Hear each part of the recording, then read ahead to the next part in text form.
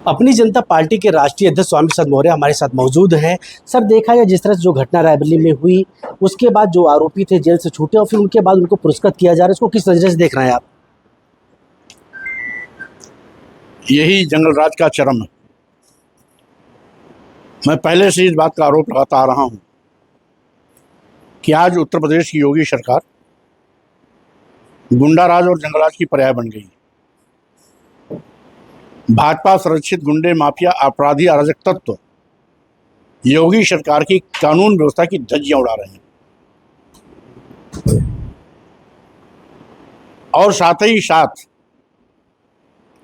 उत्तर प्रदेश में आज जितने भी छोटी हो, बड़ी हो या जघन्य अपराध की घटनाएं हो, केवल भाजपा पोषित गुंडे, माफिया, अपराधी, अराजक तत्वों द्वारा ही किए जा रहे हैं। बीएचयू में एक छात्रा से बलात्कार के मामले में जो भी 4-5 लोग पकड़े गए, वो भारतीय जनता पार्टी के छाया संगठन के पदाधिकारी। मिर्जापुर में छात्र नेता एक मौर्य लड़का था जिसकी गाड़ी चढ़ा के हत्या की गई थी, और जब उसकी छानबीन हुई, जांच में आया कि जिला भाजपा यूनिट के एक पदाधिकारी थे जो जेल में हैं। इसी प्रकार से मैं लगभग 3 दर्जन घटना स्थलों का दौरा खुद किया हूं, जिसमें हत्यारे या बलात्कारी या तो भारतीय जनता पार्टी के हैं या भारतीय जनता पार्टी के छाया संगठन के पदाधिकारी। और यहां पर भी जिन लड़कों ने हमला किया वो तो छोटे बच्चे हैं, मैं इन पर कुछ नहीं कहना चाहता, लेकिन इतना जरूर है कि भाजपा के लोगों ने ही उनको बरगलाया है। ये जो आर्थिक सहायता देने वाले लोग हैं, एक कोई अरुण है जो भारतीय जनता पार्टी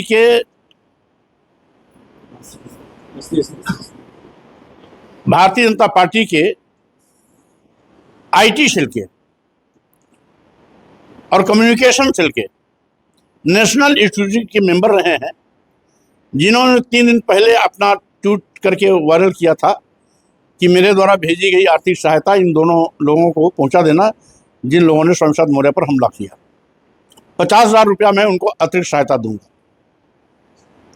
आज जानकारी मिली कि एक सज्जन रायबरेली के हैं। ये भी जानकारी मिली कि उनके पास खाने का ठिकाना नहीं है। इधर उधर छिनैती झपटा मारी और गलत काम करके किसी तरीके से उनकी रोजी रोटी चलती है। वो 11 लाख रुपए के चेक दे रहे हैं। तो स्वाभाविक रूप से ऐसी सड़ी गली मानसिकता के लोग जो अपने के अलावा दूसरे को कीड़ा मकोड़ा समझते हैं, ऐसे ही लोगों की गंदी मानसिकता का ये परिणाम है कि इस प्रकार की जो वारदात हुई है, उसके पीछे इन लड़कों के पीछे कोई न कोई इनको सिखाने वाला, पढ़ाने वाला, उकसाने वाला है, जिसके नाते इन दोनों लड़कों ने मुझ पर हमला किया। लेकिन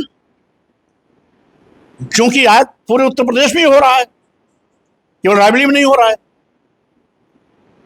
कोई जब मैं सच बात बोलने की कोशिश करता हूं तो कोई मुझे मेरा सर कलम करने के लिए 51 करोड़ रुपए की बोली बोलता है, फिरौती देता है। कोई हत्या करने के लिए 1 करोड़ 2 करोड़ की बात करता है, कोई 25 करोड़ की बात करता है, कोई सर कलम तलवार से कलम करने की बात करता है, तलवार लहराते हुए कहता है कि मैं ये तलवार केवल मौर्य जी की हत्या करने के लिए खरीदा हूं।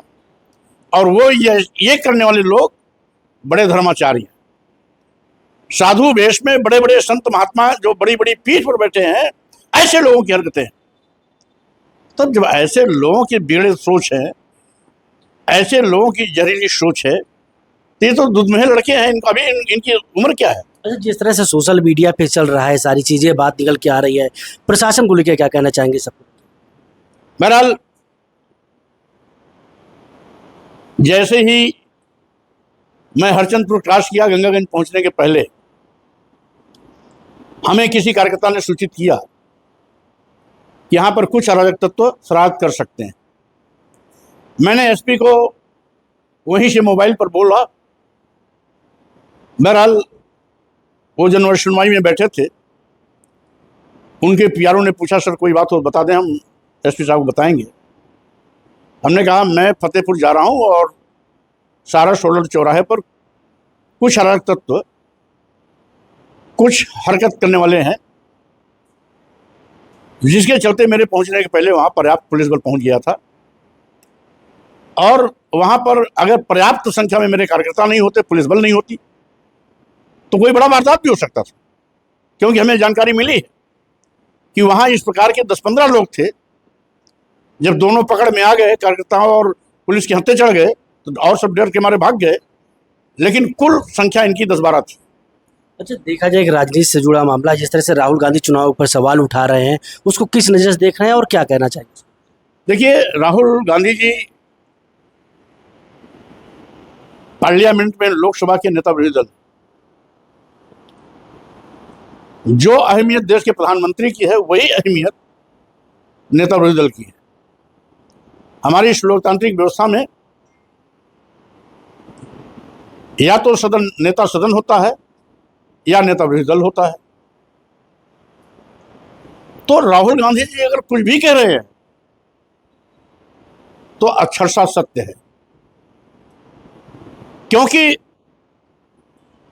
भारतीय जनता पार्टी मनचाहे तरीके से जब चाहती है वोट लाखों की संख्या में बढ़ा लेती, जब चाहती है लाखों की संख्या में वोट घटवा देती। निर्वाचन आयोग भारतीय जनता पार्टी का एजेंट बन के काम कर रहा है। और मैं कहना चाहता हूं, निर्वाचन आयोग देश की सबसे बड़ी संवैधानिक संस्था है।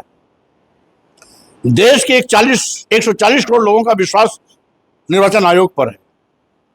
इसलिए निर्वाचन आयोग को भारतीय जनता पार्टी के एजेंट की भूमिका से बाहर आना चाहिए। अपनी निष्पक्ष, स्वतंत्र और निर्भीक कार्यशैली को बनाए रखने के लिए निर्वाचन आयोग को अपने संवैधानिक दायित्वों के निर्वहन के लिए आगे कदम बढ़ाना चाहिए। क्योंकि अभी बिहार में SIR का बहाना बनाकर बिहार के दलित, आदिवासी, पिछड़े और अल्पसंख्यक मतदाताओं का नाम काट करके उनको मतदान की व्यवस्था से वंचित करना चाहते हैं। मैं पूछना चाहता हूं, पिछले 10-12 सालों से बिहार में सरकार भाजपा गठबंधन की है। लाखों की संख्या में वोट बढ़ाए गए। अगर भारतीय जनता पार्टी आरोप लगा रही है तो सरकार किसकी थी? यानी जब 2014 में पार्लियामेंट का चुनाव होना था, उसके बाद प्रदेशों में असेंबली का चुनाव होना था, तो भारतीय जनता पार्टी अपना गुणागणित ठीक करने के लिए मनचाहे तरीके से वोट बढ़ाई। आज भारतीय जनता पार्टी के खिलाफ पूरे देश में जनाक्रोश है। आज मोदी जी पर सवाल दागे जा रहे हैं। जिस मोदी जी को 24 घंटा लोग देखते नहीं थकते थे, आज वो मोदी जी के नाम से नफरत कर रहे हैं, उनकी कार्यशैली से घृणा है। मोदी जी अपनी हार को सुनिश्चित मान करके SC, ST, OBC और माइनॉरिटीज के लोगों का नाम कटवा करके बिहार की अपनी राजनीतिक नैया चुनावी बेड़ा पार करना चाहते हैं। इसीलिए आज अगर निर्वाचन आयोग सही भूमिका में होती तो गलत ढंग से, अगर भाजपा का आरोप सही है, गलत ढंग से वोट बढ़ाए गए और लाखों वोट बढ़ाए गए, तो क्या निर्वाचन आयोग ने किसी प्रदेश के निर्वाचन अधिकारी को या जिला निर्वाचन अधिकारी को इस बात की नोटिस दिया? कभी क्वेरी किया कि लाखों वोट कैसे बढ़ गए? या अगर काटे गए किसी प्रदेश में, तो क्या निर्वाचन आयोग ने उस प्रदेश के निर्वाचन अधिकारी को और जिले के निर्वाचन अधिकारी को कभी इस बात का नोटिस दिया कि एकाएक कितने नाम काट कैसे दिए गए?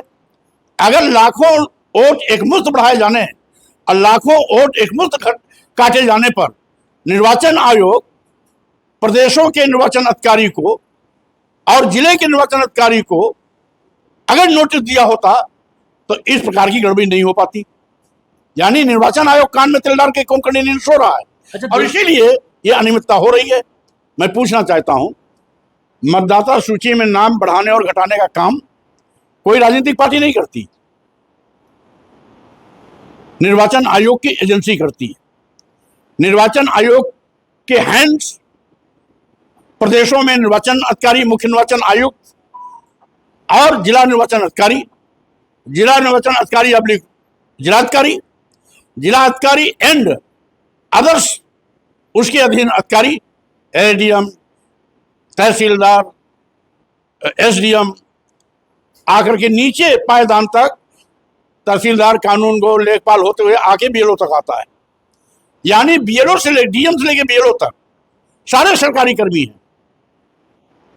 अगर लाखों की तादाद में घटाया गया, बढ़ाया गया, तो इनके खिलाफ अब तक अनुशासनात्मक कार्रवाई क्यों नहीं हुई? इनको नोटिस शो काज क्यों नहीं दिया गया?